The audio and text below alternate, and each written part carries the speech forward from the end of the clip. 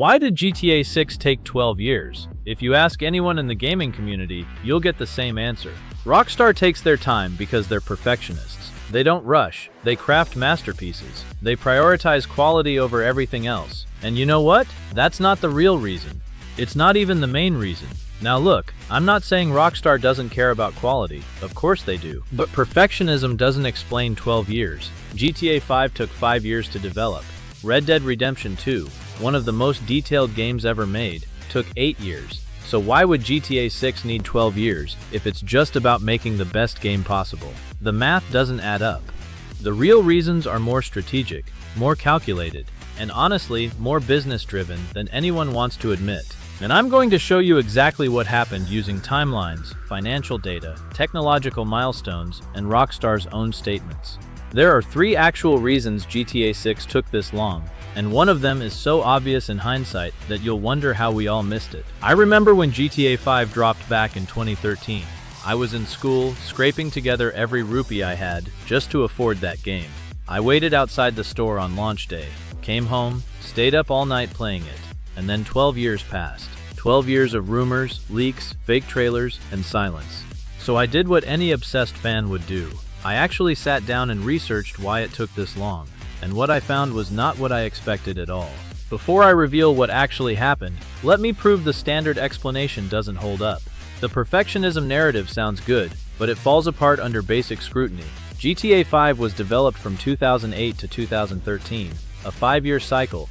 Red Dead Redemption 2, arguably Rockstar's most ambitious game before GTA 6, took 8 years from initial development in 2010 to release in 2018.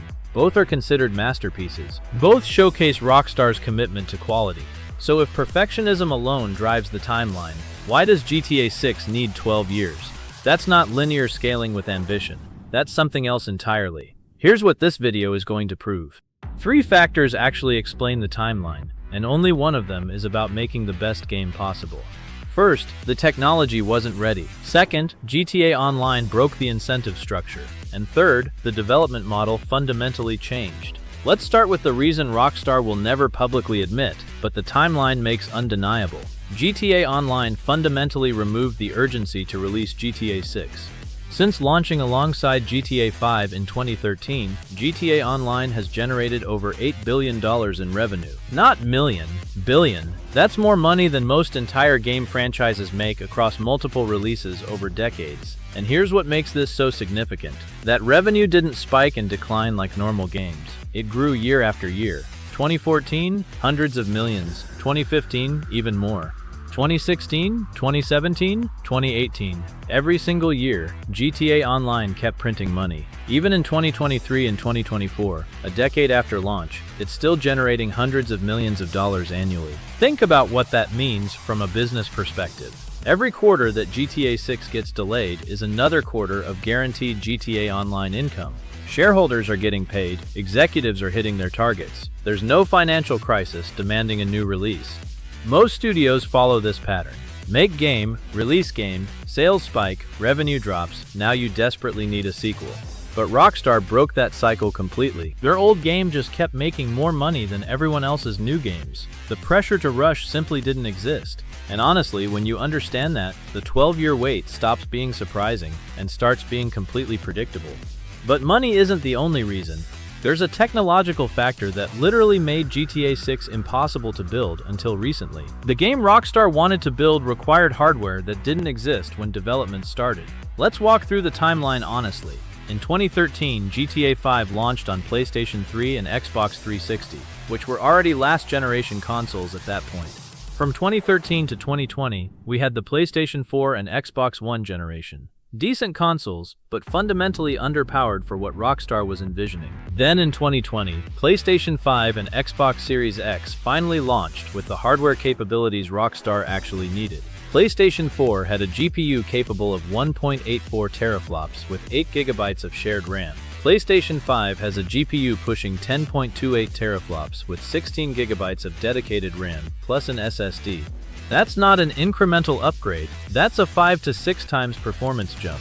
What does that actually enable for GTA 6? Ray-traced lighting across the entire open world, which is completely impossible on PlayStation 4. Hundreds of enterable buildings with persistent interiors that stay loaded in memory, which the PS4 simply couldn't handle. The NPC density we're seeing in trailers, which would bottleneck the PS4's CPU immediately, and seamless world loading with zero loading screens, which requires the SSD that PlayStation 4 fundamentally lacked. So Rockstar faced a choice around 2015 or 2016.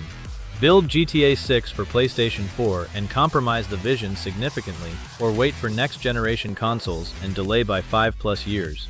They chose to wait. And honestly, looking at those trailers, that was probably the right call. Here's my honest estimate of how the timeline actually broke down. 2013 to 2015, conceptual phase. 2016 to 2018, pre-production while waiting for next-generation console specifications. 2018 to 2020, early production as PS5 development kits arrived. 2020 to 2025, 5 years of full intensive production, so that 12-year number is actually misleading.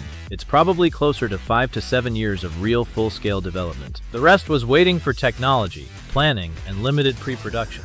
The wait wasn't just Rockstar being slow. The wait was for technology to catch up to their vision. And I think that's actually a fair reason, even if nobody at Rockstar will ever say it out loud. But there's a third reason, and it's the one that worries me most about gaming's future. The development model for games at this scale has completely changed. GTA 6 isn't just a bigger game. It's a different category of product entirely. Estimated budget over $2 billion. Estimated team size at peak production. Somewhere between 2,000 and 3,000 people working across multiple studios worldwide. There's a concept in software development called the mythical man month. Adding more people to a late project actually makes it later because communication overhead scales exponentially. GTA 6 requires coordination between studios in New York, London, San Diego, Toronto, and other locations globally, managing thousands of assets flowing through the pipeline. Maintaining quality consistency when different teams are building different parts of the same world. Each of these requirements adds time. More people doesn't mean faster development, it often means slower development. And this is the new reality for top-tier game development. Elder Scrolls 6 will likely be 15+ years after Skyrim. The next Witcher game will probably take 8 to 10 years. The 2 to 3 year AAA sequel cycle is simply dead for games at the highest tier. Now before you think I'm just defending Rockstar, let me be honest about what they got wrong. Even if development genuinely took 12 years, the communication didn't have to be this bad. Rockstar went a full decade without officially confirming GTA 6 even existed. 10 years of complete silence. You can take your time on development and still talk to your audience. Bethesda announced Elder Scrolls 6 years before it releases, just so fans know it's coming. Rockstar's silence was a choice, and it was the wrong one. There are also legitimate questions about resource allocation. Thousands of people spent years updating GTA Online. What if even a portion of those resources had gone to GTA 6 earlier? Could it have launched 2 or 3 years sooner? That's a fair question nobody can fully answer, but the incentive to keep feeding the billion-dollar money printer was obviously enormous. So after all of this analysis, here's what the 12-year timeline actually tells us. 3 interconnected reasons. GTA Online removed the financial urgency completely. $8 billion in ongoing revenue meant zero pressure to rush a sequel. The technology wasn't ready until 2020. The game they envisioned required PlayStation 5 capabilities that simply didn't exist earlier, and development at this scale fundamentally takes this long now. 2,000+ people building a $2 billion game across multiple continents requires years of coordination that nobody fully anticipated. None of these reasons is we wanted to make the perfect game. That's a byproduct, not the primary cause. And here's the uncomfortable truth nobody wants to say out loud. If GTA Online had flopped, GTA 6 would have launched years earlier. The financial success of the old game directly delayed the new one. That's not a conspiracy theory. That's just basic business incentives operating exactly as you'd expect. My prediction is that GTA 7 won't take 12 years, maybe 6 to 8. Because GTA Online won't generate the same surprise revenue windfall twice. The technology baseline is now established, and the pressure to iterate faster will return. Will GTA 6 be worth the wait? Almost certainly. But worth it doesn't mean every decision along the way was right. The next time someone tells you Rockstar just takes their time because they care about quality, you'll know that's only part of the story. So here's my question for you. Do you think GTA 6 needed all 12 years, or could it have launched earlier with most players never noticing what was missing? Let me know in the comments, and if this changed how you see the development, subscribe, because next video I'm breaking down what that $2 billion budget actually bought.